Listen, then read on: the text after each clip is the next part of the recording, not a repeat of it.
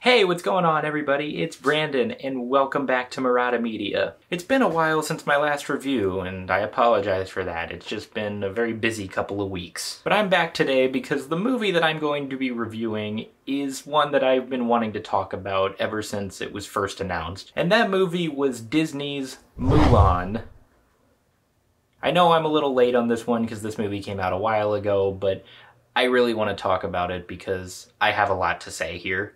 I'm pretty sure all of you are familiar with the story of Mulan, but just in case you're not, let's give a little synopsis. Mulan is about Mulan, who else, who is a young Chinese maiden in her village, and when a new threat arises that requires a man from every household to go into battle, Mulan takes the place of her aging father and disguises herself as a man in order to fight for him. Mulan is the latest Disney property that was originally an animated film but has now been made into live action. I have not seen all of the live action Disney movies. I saw Beauty and the Beast a few years ago, which was alright. It had its moments. Same with Aladdin from last year. It was just okay. Didn't love it, didn't hate it. And also 2019 gave us The Lion King, which was awful. I hated every second of that movie. In fact, I hated The Lion King so much that I vowed going forward that I was not going to give Disney any more money when it came to these live-action reboots. And Mulan was the next entry in these reboots, and I vowed that I was not going to pay a cent for it. When it was originally supposed to come out in theaters, I was not going to pay for a ticket, and I most certainly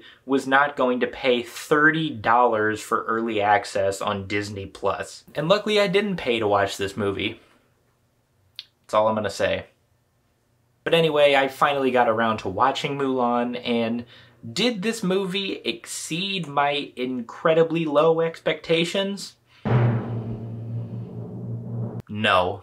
Mulan changes so many things about the original, and I'm okay with that because that was one of my main criticisms of The Lion King. The Lion King was a shot-for-shot remake of the original animated film. It didn't do anything new. And I'll give Mulan credit for trying to do something new with this property, but it doesn't replace any of the original ideas with anything worthwhile. There's no Mushu, there's no Cricket, whose name escapes me. There's no guys who she becomes best friends with at the camp. Instead, this movie chooses to make changes that don't really make any sense. And easily the biggest change they made that doesn't make any sense is Mulan's abilities. Mainly, how did she get them? Now let me explain. This movie opens with Mulan running around her village, which is like a building that's a few stories high, and I don't know, it's hard to explain. But she's running all around this building when she's chasing after a chicken, and she climbs the walls, she's running on the roof, and she has incredible agility.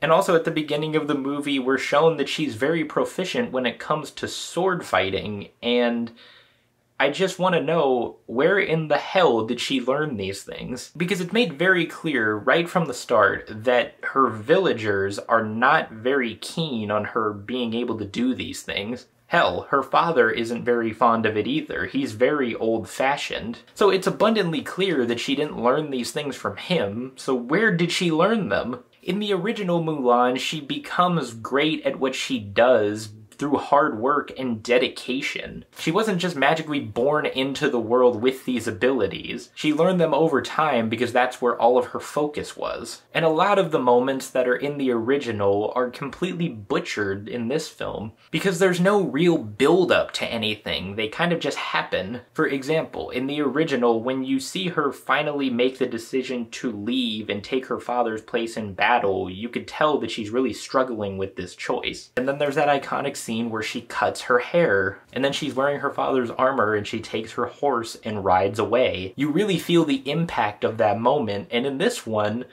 you don't feel it at all, because her choice to leave in this movie is completely rushed. When she finally makes the decision, you see her just practicing with a sword for a few seconds, and then it just cuts to her wearing her father's armor. That's it. That's all the buildup you get. And something that really bothered me is that her father's armor is clearly too big for her. Because Mulan in this movie is a pretty small, petite woman, and it's a wonder how she was able to pass for a man when she's that small and wearing armor that big. And of course, it doesn't help that the portrayal of Mulan herself in this film is just completely wrong. In the original, she's very sympathetic and outgoing and understanding. In this movie, she's just an asshole. Right when she gets to the camp to train for battle, she's knocked over by some guy and a soldier offers to help her up. So what does she do? She threatens to kill him.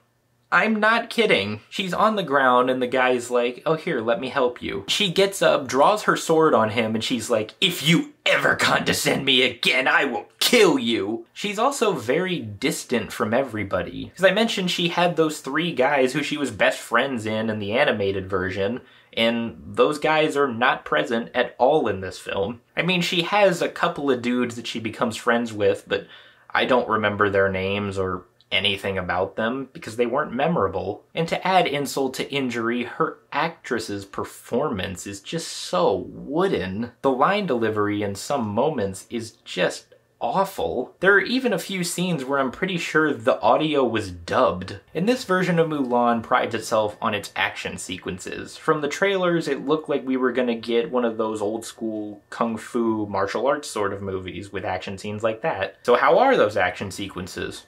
Well, I'm here to tell you that they're not good. You could tell that this director really has no experience whatsoever when it comes to directing action. They're not edited well at all. There are just so many quick cuts that it's very disorienting.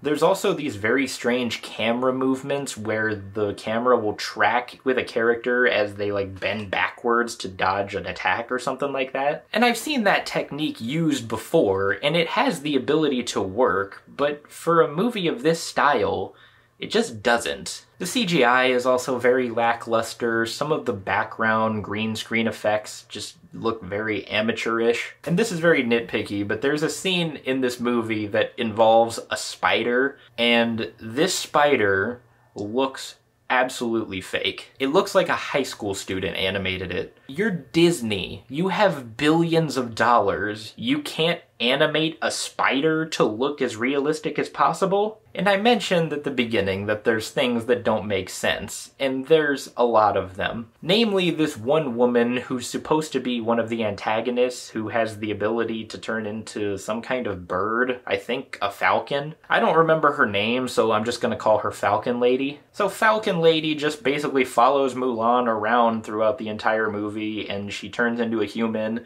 will spout some really fake wisdom at her. And spoiler alert, if you don't want any spoilers for this movie, but it doesn't matter because this movie sucks. But she later reveals that she was a lot like Mulan, and she understands her, and then she dies. And that's it. We don't know hardly anything about her, and I don't know, it was such a useless character. I don't know why Falcon Lady was even added. There's also this phoenix that flies around and follows Mulan as well. You could tell it's meant to be symbolic of something, but I really don't know what. It just felt like a phoenix was following her, and I don't know, this movie's dumb, man. If I could compliment this movie on anything, some of the cinematography was very pretty, and the costume design was very nice. But other than that, yeah, there's not much to write home about with this film. It's become very clear to me that Disney has just lost all understanding of what made their original catalog as great as it was. Because with all of these movies, especially Mulan and The Lion King, they have completely missed the mark. And it's for that reason that I'm going to give Mulan a 3 out of 10. If Disney releases any more of these movies, I can assure you once again, I will not be paying for them. Hey everybody, thank you so much for watching my review of Mulan. If you guys saw this movie, let me know what you thought about it. Did you love it or did you hate it like me? If you guys like this video, be sure to hit that thumbs up and do not forget to subscribe. If you want to see my previous reviews, I'll link those right over here. Other than that, I hope you all have a tremendous rest of your day, and I will see you all next time.